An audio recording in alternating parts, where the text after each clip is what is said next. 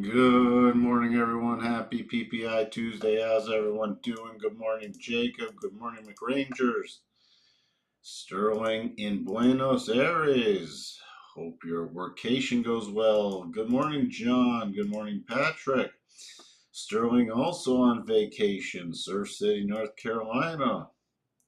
Hope your vacation goes fantastic. Heinrich, good morning. Starbucks does have a new interim CEO, poached from Chipotle, from burritos to coffee. So we'll see if he can turn around Starbucks. Starbucks has been sort of in the crapper. Hope everyone is having a wonderful week so far. So we did have the PPI numbers come out this morning, better than expected. Headline PPI month over month, 0.1 down from 0.2. Core PPI coming in flat month over month and big drop year over year, down to 2.4 from prior of 3. So that's where we sit there. Interesting enough, PPI X food, energy, and trade went up, and month over month also inclined, so increasing. So that could lead to some little future bump in the PPI, but you know what? So far, things are coming in nicely. Good morning, Charles. Hello. Red Book coming in 4.7 versus prior of 5.1. We got Bostic speaking, but everything besides Bostic speaking is out of the way today. Remember, we have the more important CPI tomorrow morning. So that's what we will be keeping an eye on, and then retail sales on Thursday. So don't get complacent just yet. There we go, NVIDIA and the chips. Everybody piling back in the chips because, of course, they're a bargain again and going into mega caps. So Home Depot down after earnings. It wasn't. We'll take a look at that. They beat, but they guidance. The forward guidance, Home Depot expects sales to weaken as consumers grow more cautious. So they're reducing their guidance. In terms of the sectors, technology, consumer, cyclical, comms, services, the traditional risk on is full blown running today. Energy, after a multi-day run, is pulling back a little. Fed watch. Just do a quick refresh in here. Quick little refresh. Come on, Fed Watch. We're sitting with the 40, still pricing in a double rate cut. Now, they're not going to, they could easily now cut in September with those PPI numbers as long as CPI doesn't do anything really strange. But double cut, this market's still what? It's already snapped back. So, yeah, there's some underlying weakness, but for them to do a double cut in September, what would they be signaling to the market? Good morning, Royal Palms. Good morning, Anissa.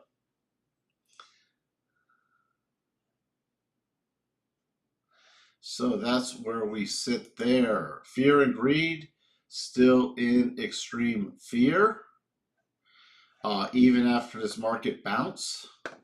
And the Schiller PE is still close to 34.5. So nothing's still a bargain. But there you go. Yeah, we already talked about Home Depot.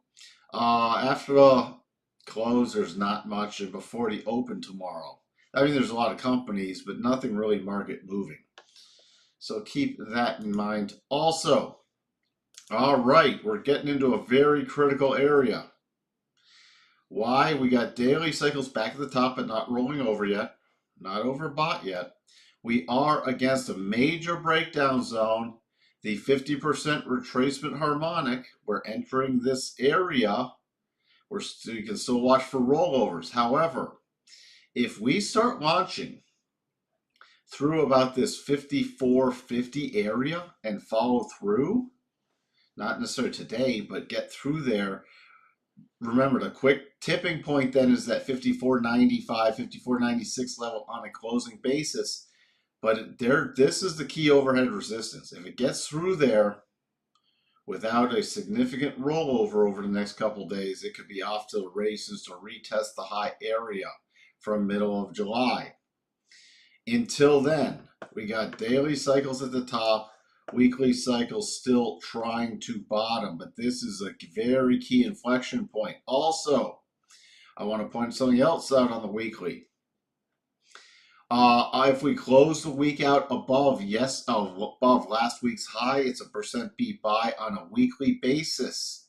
We're still holding the rotation zone on the weekly basis, and weekly cycles would therefore be bottoming. This is why the rest of this week is critical. So pay attention to last week's high on going into Friday. If we don't substantially pull back before them, keep an eye that we close above last week's high. That's 53.8525. So we'd have another weekly buy signal. My first target then on a daily, if we don't get there this week, would be above 54.95, and then the next target for me would be this 56.46 area. That's how I structured. Also, you'd have a lot of people just look at this key reversal candle as a bottoming candle. So that this is going to be very, very key over the next couple of days. Now, CPI numbers come in. Remember, we're approaching, we're not in it yet, but anything above this 54.20 area is in the rollover zone until it can close above 54.95. So this is going to get very interesting. Morning, Richard. I have no idea. I have no idea. I think it might be a little better than expected, but you know what? We'll have to see if it's already discounted because, the market's already fully priced in cuts in September now and then continuing, but they're fully in Goldilocks mode again. Good morning, Ted. All right, so the NASDAQ. Also, the key breakdown zone is this 18,950, and then the 50% harmonic is 19,167. So NASDAQ's also entering a very key area. Same thoughts here. However, the NASDAQ has a lot more heavy lifting to do because it's still got to follow through with any close above 19,621. Also, same thing on a weekly basis, paying attention to last week's high. 18,674.50, which we're clearly above at this point. But on any pullback, pay attention to that level going into Friday. Because this could be a front run pattern with the first at least stop reduction if we don't get there by Friday, 19,167. Next key target would be 19,621, and then on a follow through close above that on even a daily basis, the final target area would be 25.29, at least on a trailing basis. We'll have to see. We have weekly cycles to the bottom. So we could be getting buy signals with weekly cycles bottoming early. The Dow, we still have the triggered mini double bottom, but it's not made any progress. The Russell, still in consolidation mode. Needs to follow through on a closing level. It has to really close above 2098 to the upside to start breaking out. I'm paying attention to this key low area right around 2064 still. If it breaks down, VIX still stuck at that 20 handle. But if you start seeing after tomorrow, if VIX starts breaking down if it's better than expected CPI numbers, then we could be again off to the races to the upside. If CPI does miss, we'll probably be in that rollover zone. So it's funny the way technical analysis works. Nothing has been decided, although we'll see. We will see, because if we do not roll over tomorrow, it could be another substantial pop higher, at least in the short term, going into September. Oh, September. The DAX, it's still, nothing's changed. 17,950 is very key resistance. But in order for me to get even intermediate bullish on the DAX, it's got to then follow through above 18,000. That's a 50% harmonic, and also just slightly above this breakdown zone and where the other end of the rotation zone is. Let's just look at the yield. The yield with the more dovish PPI is starting to drop back down. So magnet price on that is back to about 378 on a yield basis. That's a very, very key level. What would take this into little mini double bottom territory would be below 3.747. 10-2s still holding back below zero still. But the overall trend, as you see here, is still up. So even on any pullback to this, it's just a matter of time before this continues to keep pushing higher, which is not positive long-term for the markets. Dollar index, still in a consolidation, a corrective consolidation, still watching for rollover plays in the dollar index because we still have the double top playing out, and this is turning into sort of a flag corrective pattern with the declining rotation zone. So I'm watching for rollover plays in that. Crude, we did close above the 62.5, getting overbought with cycles at the top. So now I'm going to be watching for any kind of pullback for then rotation back up. And overall in crude, sometimes we forget to look at the bigger picture. But if you look at the bigger picture, you've got crude, sort of volatility coming in. All right, you see how, the swings are getting narrower, and it's in a major consolidation, still stuck in the same area from November 22. Yeah, tried to break to the upside, tried to break down a bit, but we're back. Still in this. So this is a pretty equilibrium market with it testing either side. Now remember, we do have the potential flare-up in the Middle East again. But we've also got with yesterday's price action, the probabilities have shifted not for a major breakout play, but for a potential retest of the beginning of July highs. That's why I'm watching key for these pullbacks to see how much strength remains in the pullback, or even if we get like a one-day pause and then break above Monday's highs, we'll be watching for that potential pop if it's just a pausing area up here. Not much to talk about with gold. Silver, slight bounce back, but still watching for key roller. I'm really looking for this to reconnect with the 200, at least in the short term. We'll probably get some more substantial movement with gold and silver tomorrow after the CPI. The yen still stalling out against key resistance and the rotation zone. Pay attention if it pops above about 147.90 at this point. Other than that, your strong support's coming in about 146.40. What else? I see your comments, Sterling. We'll get that in a second. Not much to talk about Bitcoin right now. Ethereum still watching for rollover plays there. Spiders, the key levels. Remember, we got the rotation zone and the 50% harmonic, 537.71, trading 536. All right, we've already started to fill some gaps. This key gap down open. We filled the close the other day, but there's still a gap left behind in front of the 62.5. So that's going to be key over the next couple of days, also with it potentially entering the big rollover zone. But the magnet between the rollover zone is still this key closing price of 543.01.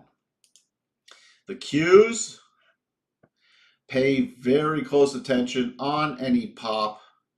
We got 458.29, but then the key magnet price is still 459.66. All right. Just to clear this up a little. And then above that, your 50% harmonic is around 463.60. Sterling wanted Palantir. Can you look at Palantir on the weekly? The huge bullish engulfing bar Is it a percent B buy? Last week was not a percent. Yes, it was a percent B buy. I stand corrected. What's fascinating enough is if you want any follow through, look where the 62.5 harmonic is. This is pretty interesting. 30, 36. That is the level you'd want to see on a closing basis to chip the weekly probabilities.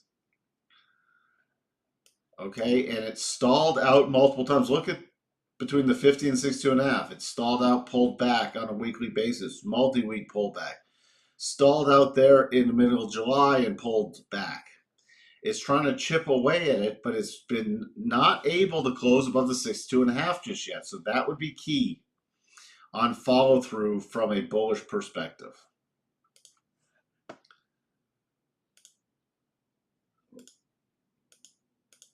All right, what else do we have? Not much to talk about with Tesla. Nvidia is still 115.73. Is a 50% harmonic with cycles getting back to the topping area, not yet overbought. Reacted still in the rotation zone with yesterday's little selling pressure, but if we start popping above, which it looks like we're going to open above there, the key target for me is 115.73. Then in order to get bullish again on Nvidia, it has to follow through eventually with a close above 121.98. Let's take a look at that Home Depot. Home Depot does have a little mini still potential double bottom doubt with their guidance. You can see here they had a beat, but they guided lower. And overall, they're in a big consolidation pattern. And you're wondering, was this a triggered double top? See, this is the move that really started it, and it just moves beyond. But anything on a breakdown, I'd be watching for major support right around that 332 area. All right. Not much else to talk about. Let's take a look at the shorter term charts going in the open. So, pretty decent support coming in at that 53.96 area. That's what I'll be about 53.96 to 53.93. Excuse me. If it can then follow through above that 54.09, I'd be watching for a quick trip to that 54.20 area. But remember, we could be in. Yesterday was a pretty choppier back and forth day with a slight upward bias. So based off CPI tomorrow, we could still be in a potential choppier upward bias day. But I'm going to be paying very close attention to that 54.20. And if it does plow through there, 54.40 is the next major level on a stronger rally. All right. With that, we got some people on vacation, so no need to tie up anything longer. Everybody have a wonderful wonderful day. Let's just take a look at that Starbucks real quick in Chipotle. So Starbucks, huge gap up based off new CEO. And technically, this technically did not invalidate a weekly double bottom. Now you had to, now it's triggering and going to the first target, but just for target perspective, this could easily see 95.26 and then a follow through of 97.82. Remember, completed the 87.5 rule, formed a weekly double bottom here. So keep that in mind from bullish stuff on Starbucks, at least in the short term. And the key area is $99 on any follow through. And right in front of that is the 200. So this could see some more upside without triggering the key closing level above 99. So this could complete the double, retest the 200 area, and a very key resistance, and then still roll over again. Now, Chipotle,